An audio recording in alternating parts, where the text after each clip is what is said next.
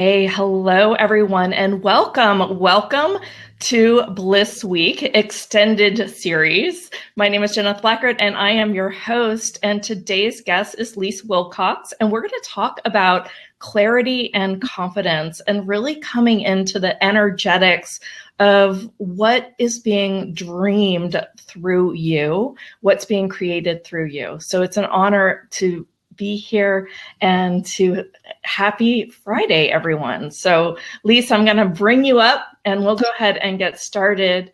And it was kind of funny because, in a good kind of funny way.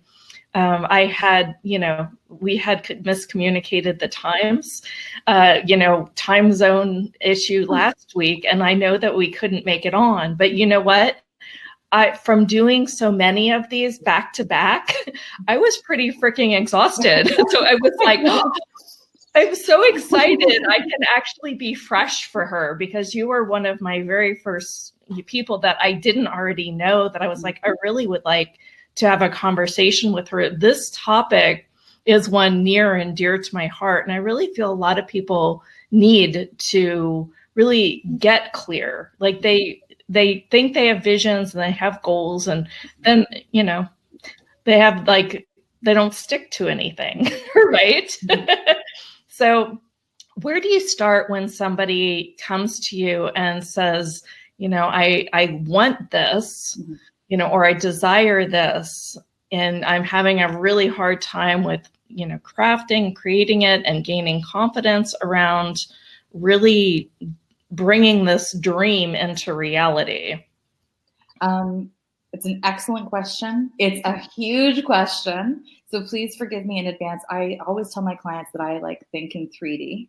And you might be sitting there being like, what? What is her point? I promise you I will get to the point, because my mouth only moves in one direction. So I got to take these 3 streams that I'm thinking about and only spit it out in one way. So please bear with me. So the first thing that I ask people is why? Why do you want it? And that one tiny one-word question is something that we very, very seldom ask ourselves. And, the shortcut to the answer is, sometimes we want something. We haven't asked ourselves why we want it. And we don't get it. And we're so pissed off because we didn't get it. And when we start to get clear on why we want it, we come to more of a values-based answer. So money is a big one, right? People are like, well, I really want to make that 6-figure income. It's such a milestone. Okay, why do you want that? Why do you want to bring that into your life? Well, let's say I want freedom. I think with 6 figures brings freedom. I want the luxury of doing whatever I want. I want to be able to really feel like I've arrived and feel like, all my hard work is paid off. I want to be a role model to my family. So suddenly it's not a 6-figure salary that you want. What you want is all of those things. You want to be able to create more freedom, more balance, more joy, more independence. You want all this list of values that maybe people are focusing too hard on the outcome, and they're losing sight of the process that gets you there. So, to wrap this up in a nice ism or meme, you got to focus on the vision and let the details fall into place. When you are very, very clear on what you want and why you want it, suddenly the route that it takes to get to you can be completely open. It does not have to be within your control. And all of a sudden you have many, many paths that lead to the same goal. Yeah. And then when they get rooted in their why, do you find that they also can take more inspired action and have more confidence towards it? Or is there other steps to really, I'm sure that there are, but what are the other steps that? That really varies on each individual person. But ultimately, when, again, using that example, people want more freedom. They want more joy in their life. Suddenly it's okay, what can I do right now in this moment to create more freedom? What can I do to create more joy? And suddenly when you turn that, I'm a huge, huge believer in having a big picture vision, like a big picture vision for your life, or how you want it to feel, what you want it to look like, all of that good stuff in a really big picture way. I'm also a really big fan of present moment living. And when we are too focused on the future and too focused on what we want, we're really focusing on what we don't have. And when we focus on what we don't have, it really does keep it at arm's length from us. So when we just do that like tiny shift, that little mental shift in perspective, well, I know that I really want more freedom. I want more love. I want more joy. I want more fun. I want all that stuff in my life. Then I start to do a little analysis of what do I have in my life right now? And like, if I want more freedom, what's one thing I can delegate off my plate so that I get more freedom? Suddenly I order a meal delivery service and bam, dinner's now ready in like 20 minutes. Now I have more freedom to be with my kids, whatever it is, Well, I want more joy in my life. Okay, how can I create more joy in my life? What is something that I want to do that makes me feel like I'm laughing, like I'm light, like I'm free? What can I do right now to make that a reality in my own life? And suddenly when you bring all that stuff into your present moment life, it's just here. And when you focus on what you have and really celebrate that, that is the stuff that changes your actual like frequency or your vibe. It like changes how you show up. You become so much more profoundly aware of all the gifts that you have right now. And when you dwell in that space mentally, emotionally, physiologically, this magic thing happens that more of that starts to show up in your life because psychologically and subconsciously, you're looking for more of it to happen. And it's like, it is that simple. It is that complicated. Right. It's that complicated. No, it's funny because that actually was what turned things around for me. And I have a whole conversation on having. It's a little bit different than your conversation of having, but that was when I left corporate and just kind of was just like, frantically doing everything, for the lack of a better word. I was, but I was hungry too. So it was kind of an inspired frantic, but it did end up turning into big time burnout. And it also, that frantic didn't turn into the kind of money that I wanted to make. I was running around networking and trying to get coaching clients and this, that, and the other. And I kind of broke down. And my husband kind of gave me an ultimatum that you got to get a job or whatever. So then I went into, well, what if I would already have it? And then I was like, well, I do in some ways. And then it turned everything around. And we need to practice that more. And it definitely is a practice. It's not like one day you wake up and all of a sudden you have this skill. It is definitely a muscle you have to learn. Yeah. One of my specialties is working with the subconscious mind. And like, I'm trained in neuro-linguistic programming, or what people call NLP. And so when I can like work with clients to get up into their brains in a subconscious level, we can start to figure out what is it they're truly believing that they don't even necessarily know they believe. How do we shift that? If it's a block, how do we move it out of the way? And then how do we move forward from there? So much of this, it's so easy. It's honestly just like, it's choosing to reframe how we see our lives, how we see the world, how we see our role in it. The other day, choosing a different narrative. Completely. And it sounds so wooey, and it isn't. It's just no, we're all woo here. But it's like, it's so scientific. It's like actually not wooey at all. It's so rooted in like, honest to goodness fact. It's so easy. You just have to decide you want to do it and then practice doing it. And after you practice it, as you know, with any habit, any hobby, any thought, once it becomes practiced, it's so easy and it becomes just your reality. Yeah. I know NLP a little bit. Have it, it's been a long time. I kind of went in a different direction after I went down the NLP path. Do you want to take us through some practices that you do with your clients and groups to, get us into a different space and consciousness around, whatever topic we want to do? Sure. I mean, I prefer to do it one-on-one with people because then we can just get to the juiciness, and like, I love transforming people's emotional states, and that is so individual. But I love that. Like a really simple technique is this idea of the I can be the guinea pig if you want. No, I mean, if you need a guinea pig. But no, like a really simple trick that anybody can do is this concept of reframing it. You know, bills are an amazing example of this. That so much of our narrative is like, oh man, I got to pay these bills. Like, how am I going to pay these bills? I can't believe my like cell phone bill is like $250 this month, and it becomes this like real negative story. The tiny little shift, that tiny little reframe is, wow, how lucky am I to pay these bills? Man, if I didn't have, like, my cell phone enables me to connect to people in Austin from this like tiny town in Eastern Ontario, Canada.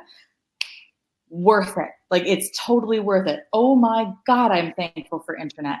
I cannot believe how much I love Netflix. Like, all of a sudden when you just shift and electricity, water, I love both of those things. I love being able to turn on my tap and let water come out. Yeah. I'm happy to pay my utility bill. Suddenly there is joy in paying my bills. It is so simple, and you can use it for anything. I have 3 little girls, and I go to the grocery store every single day. And sometimes there's a real tendency for me to be like, oh, I got to go to the grocery store again. And then I can shift and be like, how lucky am I that I get to go into a room full of food. I choose what I want. I am financially able. I'm safe physically, emotionally. I'm safe to show up and do that and bring it home to my kids and cook them a delicious, nourishing dinner. Suddenly, going to the grocery store is really joyful and like a real honor and gift. Yeah. So many things in your daily life that I actually challenge people to just flip it and see it in a new light. Wow. And already you're winning, because you start to change in NLP, like, which you change your state.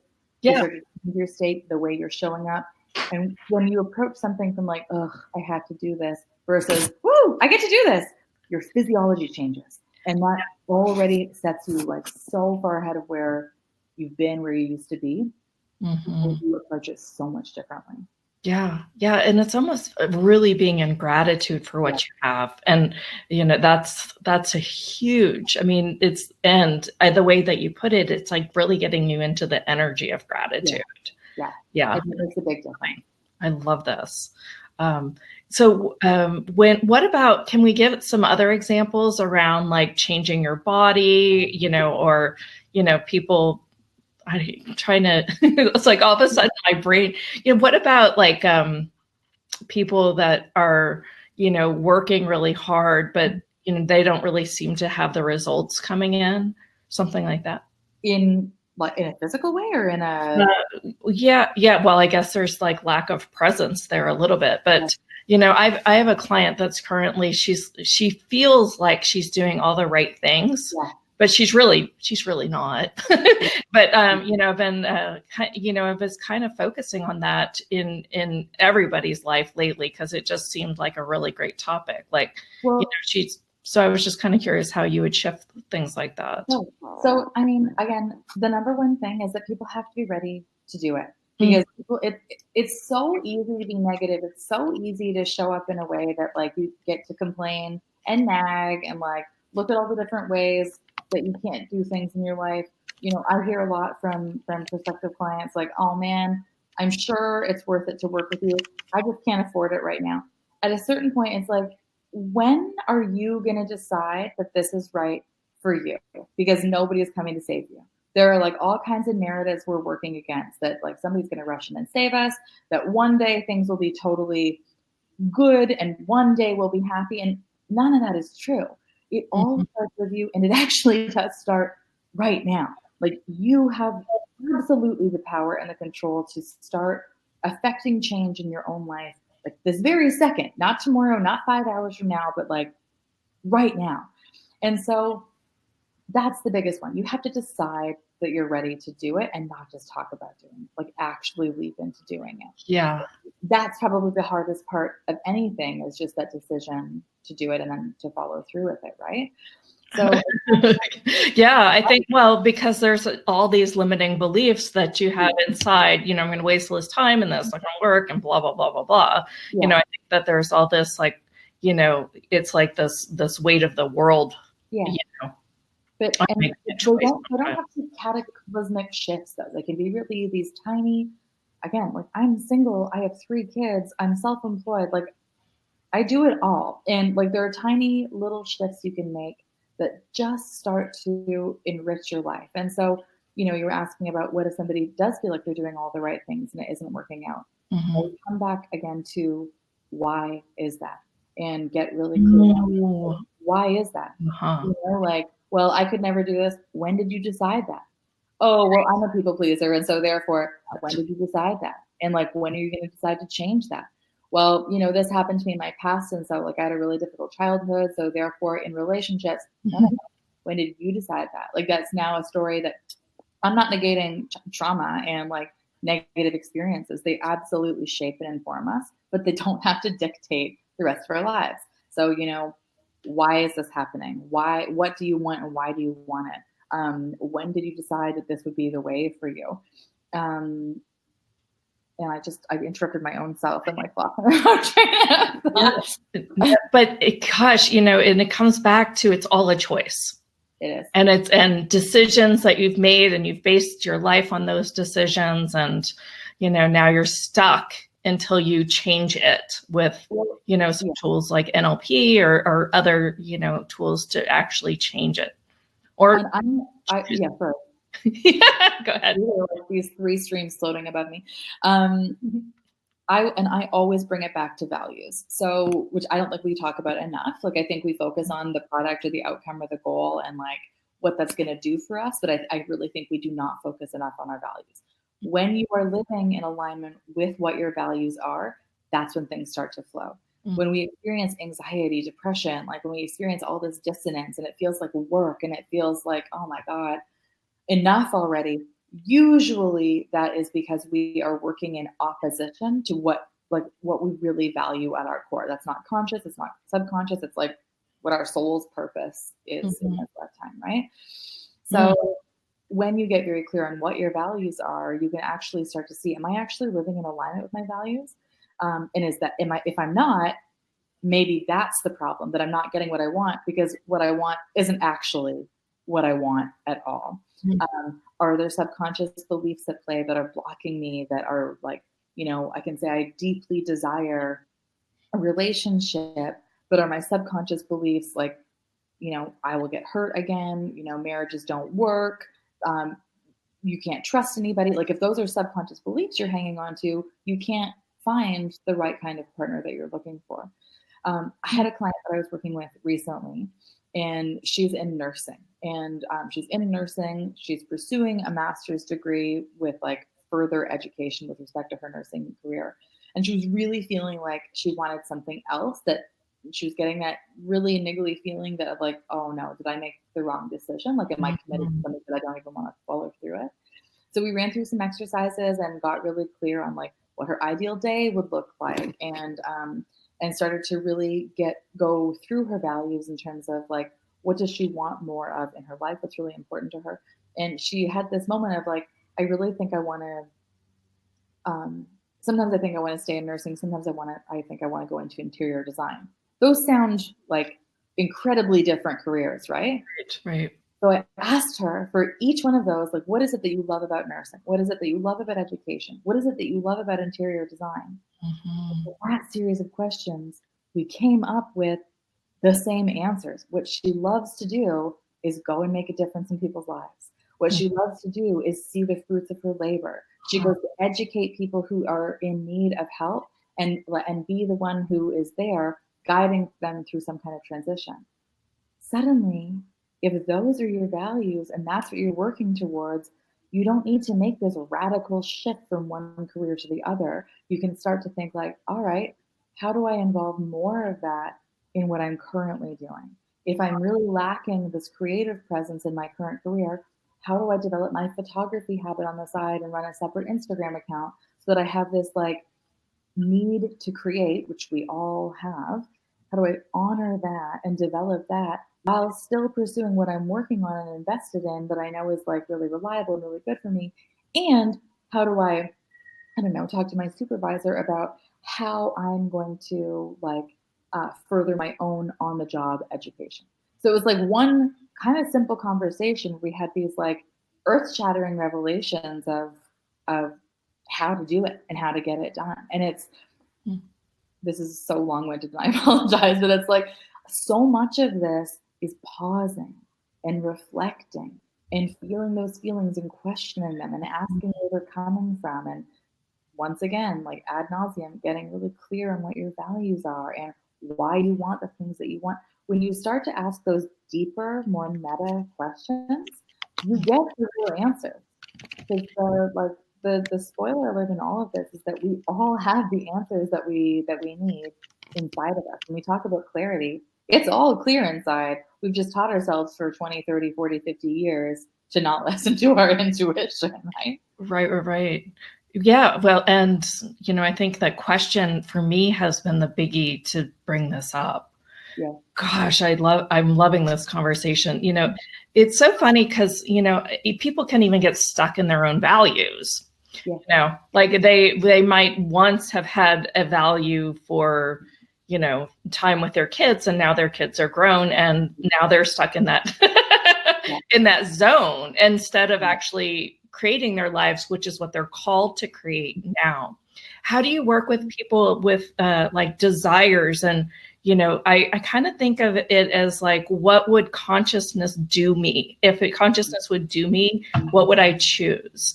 How do you work with people that have, these, hungry desires, but aren't choosing them? So I'm not a psychologist, but I'm a total psychology nerd. And so like I feel like I use a lot of psychological principles in my work with clients, both one-on-one, I'm starting group coaching very soon. And when I do a presentation or I speak at an event, like this comes up as well. Mm-hmm. I really think you have to get clear on what those subconscious beliefs are, which I think people do in like basically a meditative state. Uh-huh. And we can like really get clear on what those are at their own individual level. Then once you become aware of that, and like almost 100 times out of 100, we do that like deep meditative work and clients kind of come out of it and they're like, okay, I had no idea that wasn't even a thing. Like that memory I just told you about when I was 6, that does not stand out as an important memory, but it was actually the moment they decided they couldn't be themselves. It's like, whoa, we could not, talk therapy does not bring that up. You can't like problem solve your way out of that at a conscious level. But when you get very clear on what your subconscious is holding on to, and you allow yourself to clear it out, then you can engage the conscious mind to be like, okay, so now I can start to see at every point in my life how that 6-year-old me was discouraged from being myself and how that showed up, like from then till now. Now when I feel a trigger or I feel like, oh, I could never do that because, that's not really who I am, you can actually pause and be like, oh, what is the story that I'm telling myself right now? And is it true? Is it a true story, or is it something that it's like an old narrative, an old wound that hasn't been healed or is just feeling sensitive? Ultimately, when you have that level of awareness, there's kind of nothing you can't do. The flip side of the conversation is that sometimes things don't work on our timeline. And, I told you before we started recording, I'm in the process of selling my house. It's been 5 months and it's like devastating to me that it hasn't sold because it's not happening on my timeline. Right. Sometimes that's just the reality. Sometimes things don't work when we want them to work because there's a much bigger picture at play that we don't have access to, It's a really, sometimes it's a kind of a deflating answer. Sometimes it's a really empowering answer that our lives only make sense in reverse. So when we're doing things that we know are the right thing to do, because they're the right thing to do for us, they feel good, they're honoring us, they're self-respecting, they're self-loving, they're self-nurturing, they're they're aligned with our values, and it still isn't working out.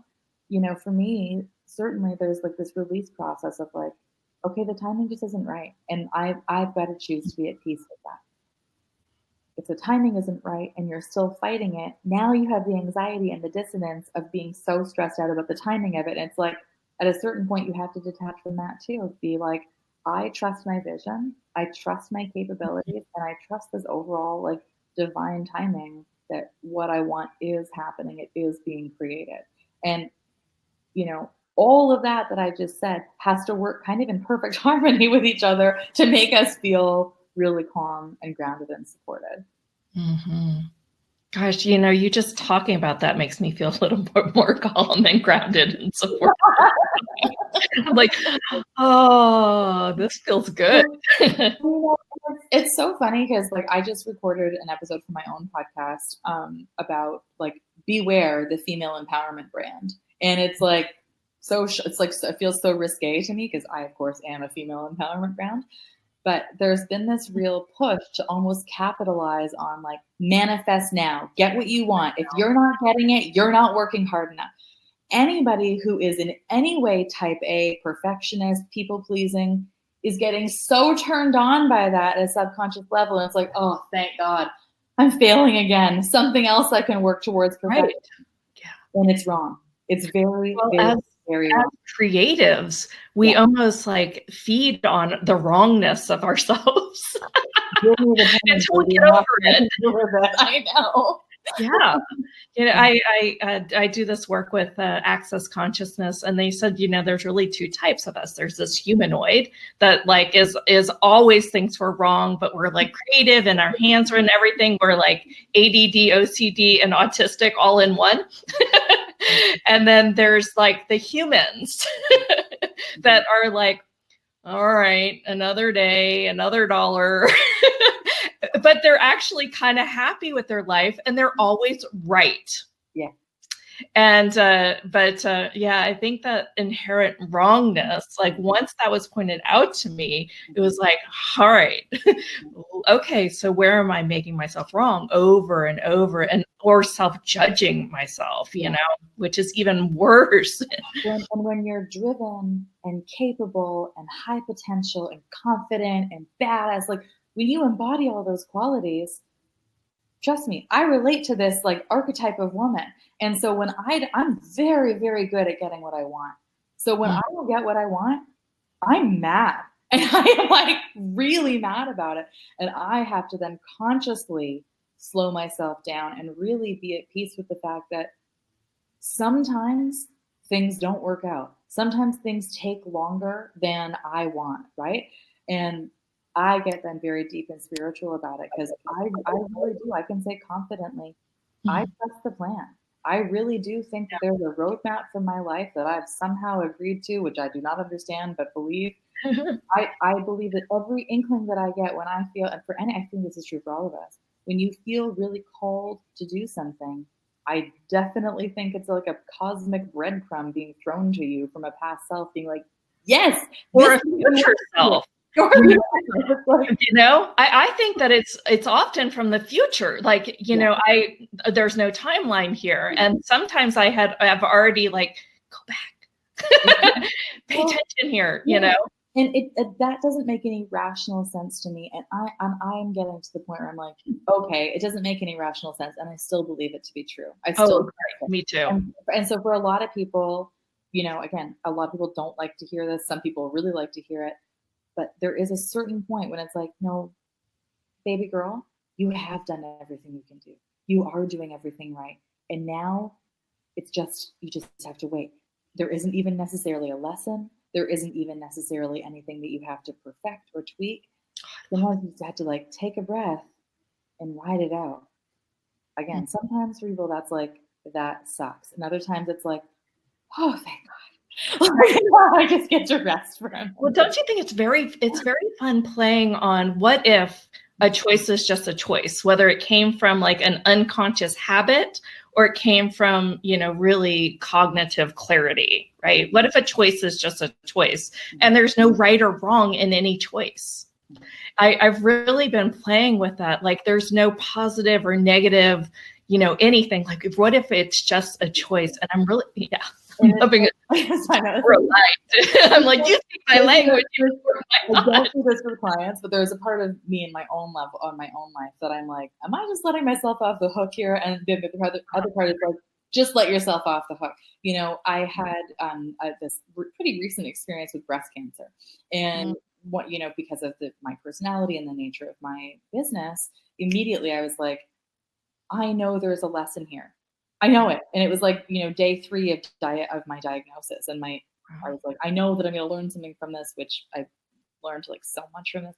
But at the time, my like favorite aunt was just like, just stop. There is probably a lesson. And for now, you're allowed to just be in it, you know? And that really resonated for me.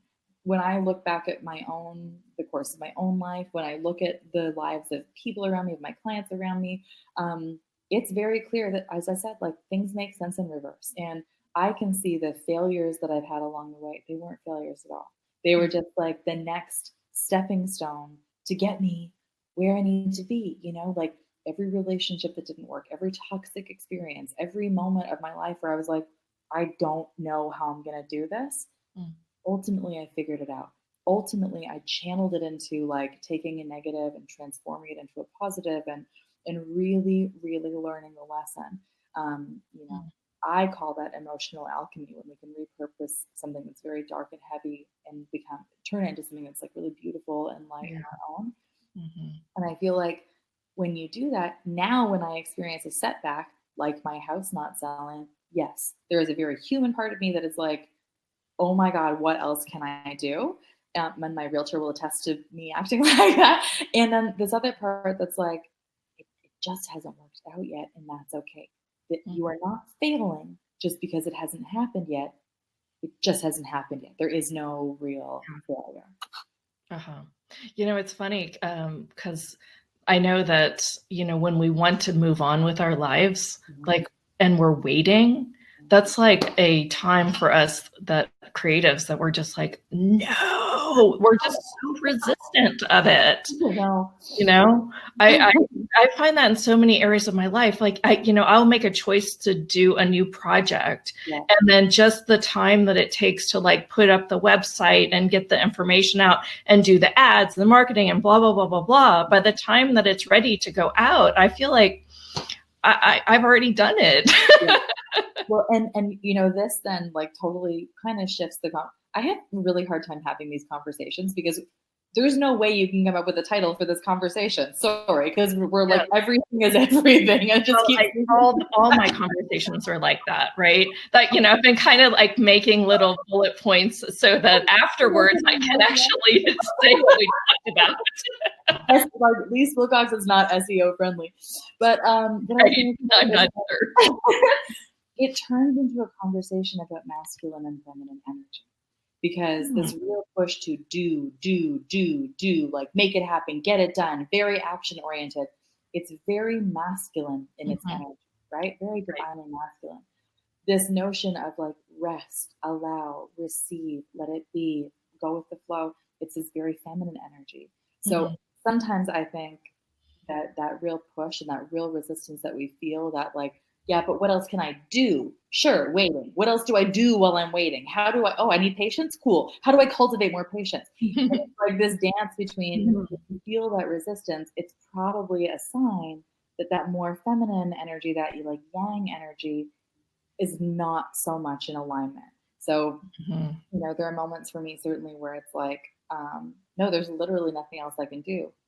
I'm going to cultivate my yang energy by watching The Office back to back to back, because it, like, sometimes I just need that rest. And when it gets kind of flashed in front of me, I'm pretty good about responding to that. But that's the conversation too, is like, where does that resistance come from? And if we were feeling so angry about it, we can then trace that feeling back to where it's coming from and start to look at how we can soften that experience for ourselves too.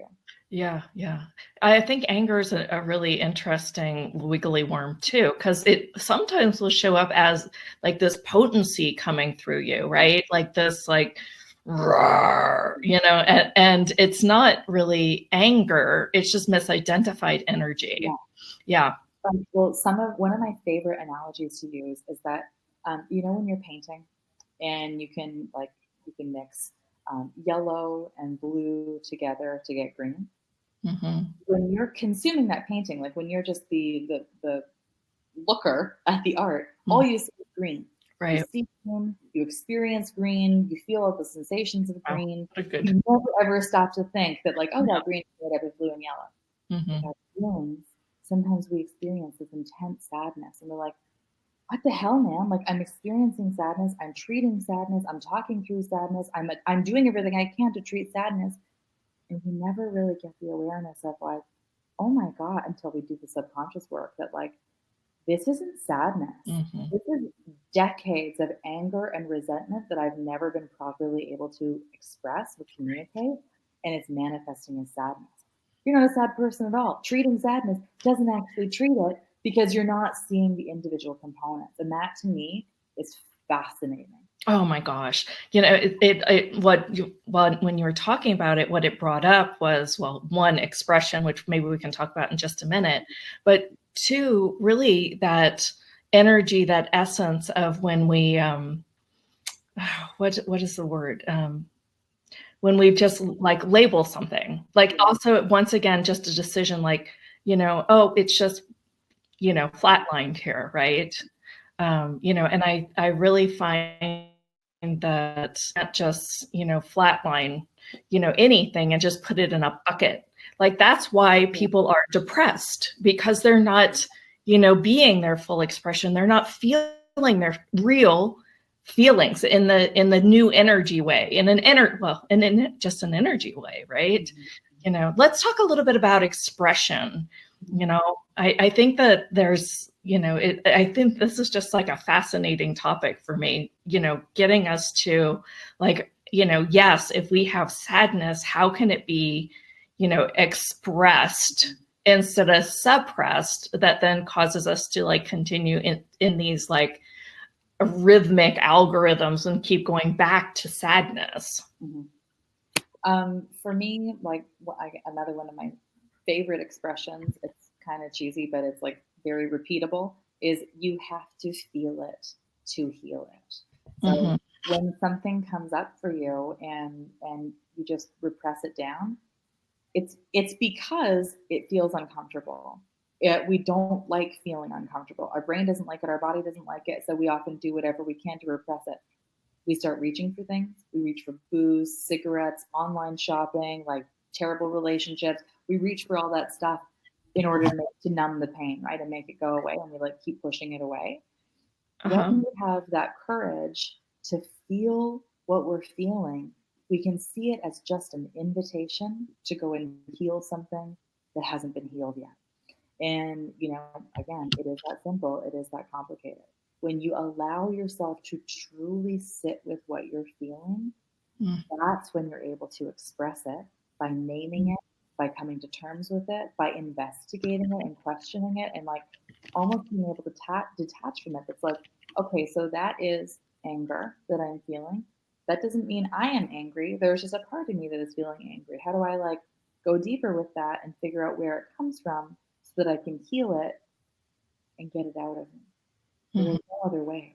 There is no way to just numb it down, repress it down. It works in a real short-term way.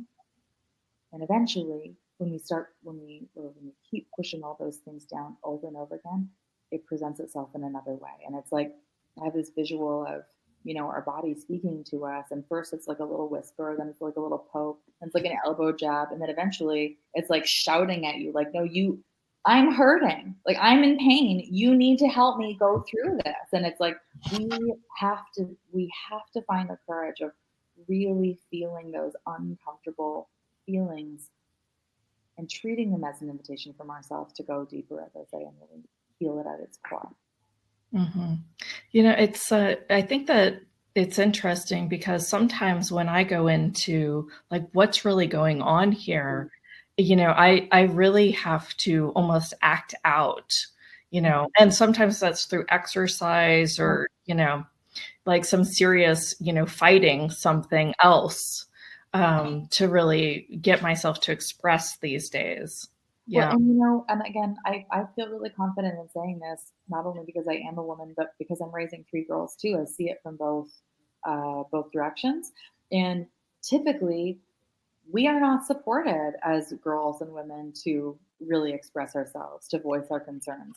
You know, we are definitely encouraged and praised for being so polite and sitting so nicely and playing so well together. And, you know, and it's like, how many girls get the opportunity or women get the opportunity to go down to the lake and just scream? You know, like Oh my gosh, we've right? never done that before. And like, do I let my No. scream here? No, because I don't think it's an appropriate expression of like, and then I get into my own head. It's like, if you're really angry, you got to let that out. So what's the way we can cultivate that to let it out of your body? You know, when I got my diagnosis of this a year and a bit ago, I had so much coming up that I do live in this little lakefront town, and I would just go down to the water when nobody was there and just do this like primal scream, and it feels amazing because you have all this stuff bottled up that tears can't do. And you know, like Right? doesn't do it for me. It's like, no, I want to voice this.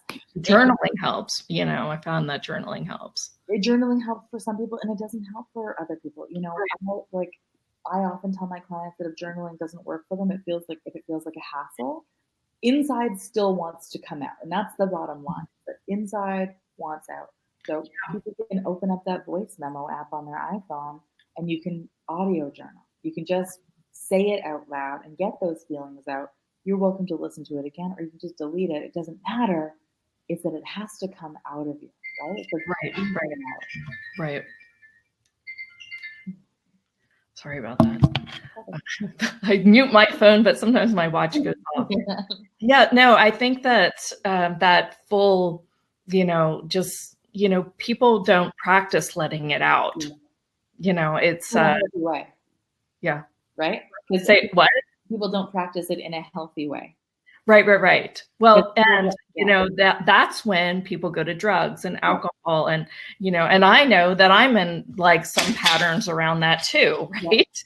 You know, I will still do that. You know, sometimes it's a lot easier than sitting with them. But you know what? They'll stick around until you go, yeah, I'm done with you. And you'll know that it's healed when you don't have that feeling anymore. When you don't have that like, whew, I could really use a glass of wine right now. It's healed when you don't feel that anymore. And it's like, whoa, that's pretty powerful stuff. Yeah. No, I think that that's been, you know, my relationship with alcohol has, you know, changed by, you know, utilizing so many of these tools because I'm like not going to it. I'm actually going to it for, you know, socialization and fun now. And it doesn't become like an obsessive thing where, you know, I did play in that for quite some time. And you know what? I don't make it wrong anymore. You know, I think when I was in it, it was more wrong than ever. And then, but you get out of these things and then you're like, wow, you know, that's, you know, let's talk about these things, you know, that these things that we think are inherently wrong, you know, once, you know, it's especially easier when you're out of it. It is. And again, I always think the key is asking why, you know, like why am I choosing this? What's the value of choosing this, right? Why am I doing this? Like, is it just a hobby? Is it just a habit now that I'm doing this? Or is like, do I tend to go towards this when I'm feeling a particular way? Eating is the same thing. Like we reach for food when we like, well, I feel alone and uncomfortable. So I know how to get that quick endorphin hit. I'll just eat, right? It's like, these are legit safety mechanisms that we have built in at a subconscious level. Our brain is just doing its job by protecting us. You know, our subconscious mind, it's designed to keep us safe from fear. So when it experiences fear and it scans our environment for fear, it doesn't know the difference between like a bear coming at us and loneliness coming at us. So it wants to respond in the same way. And it just wants us to feel safe and protected. So, you know, we feel that fear, we perceive that fear, and we respond in the only way we know how, which is a habit we've created over the years. So again, this is like going back to a couple of conversations ago, but when people are doing all the right things and it isn't working, it's like, so then you have to go deeper because you're missing a crucial piece as to why this isn't happening. When you clear out or like get really clear on what the need is that isn't being met, then you can come up with a different solution as to how to help you well. Yeah, the need that isn't met. I love that. It's funny. I interviewed a professor at one of the schools in California, and her whole work and research is around fear. And she said it is inherent. You don't like, because of our, nature, it's inherent. Like, you cannot get, but you can not let it control you. And she showed us like all the different ways that fear like shows up, and procrastination and overwhelm is also a fear. It's like, you're not afraid of overwhelm, but that's a way to avoid a fear. And I thought that was really, really interesting, going into my fears. And I started seeing them show up on all the outskirts where I didn't identify it as fear.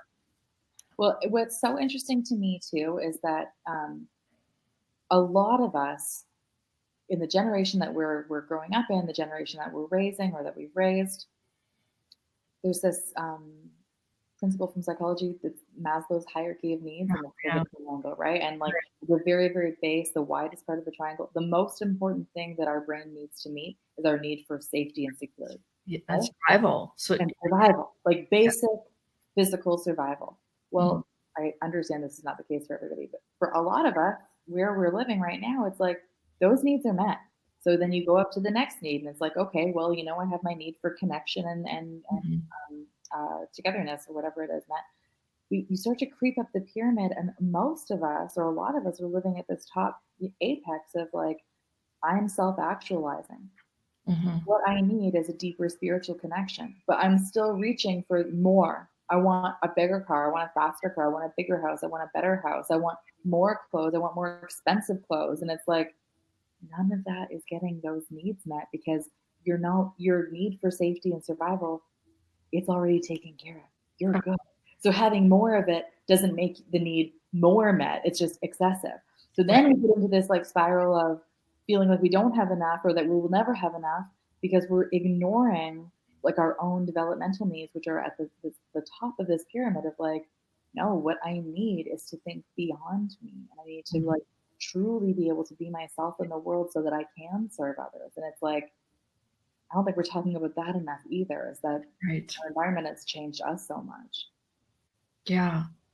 No, it's really interesting to look at it from like, what am I actually being versus what is actually on paper that I could be. Right? Because, you'll when you really get into this, you'll be like, there it is again. But why am I keep going back to like need, there's the why question, right? Yeah. It also, this work, when you're going to values, when you're going to why, when you're, touching your feelings, it really brings you back to that inner, and it's really beautiful. I mean, ultimately, and you know this already, but like, you are the person you have the most intimate relationship with.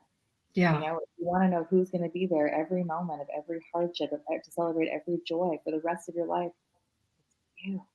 And we gloss over that because we want connection to others, which is a real thing. But like, we have to feel so connected with ourselves and feel so at peace with the relationship we have with ourselves, so that we can show up and can weather all those things and really be very clear on what it all means. I love it. Why don't you pimp out your work, your program, how people can work with you? I'll put the links in the comments. That'd be great. So you can go to my brand new website. We just finished it this week, which is leissewilcox.ca. And from there, you can explore working with me one-on-one, taking my online course, which is rooted in self-love and self-acceptance. I'm doing group coaching that'll launch in January this year. And I do all kinds of speaking events as well. So if you have an event that you want me to speak at, I'm your girl. I have a podcast people can listen to. It's called To Call Myself Beloved, the podcast with Leisse Wilcox. If you like this, you will totally love the podcast. It's on all the major players. Instagram, big presence on Instagram, which is at Leisse Wilcox. One of the great things about having a really unique name is that none of the social handles are taken, so I've got them all. But yeah, my website, Instagram, podcasts are the three big ones. Fabulous. France said, an invitation to feel something. Hold on. It's like I have this thing covering up the whole thing. Yeah. You know, that is what it is. It's really just this beautiful invitation too. And it doesn't make it wrong. It just means it's a new experience, right? And we get comfortable in navigating those uncomfortable experiences. We get better at it. It just takes practice. Right. It's beautiful. All right, you guys, I want to tell you about what's coming up. I've got, I told you a little bit on the other interviews about the Boss Box, and it is like a collective 22 digital programs where we took most of our speakers and put something in the box. I just put the link below. If it calls you and you want to check it out, it's all written up now.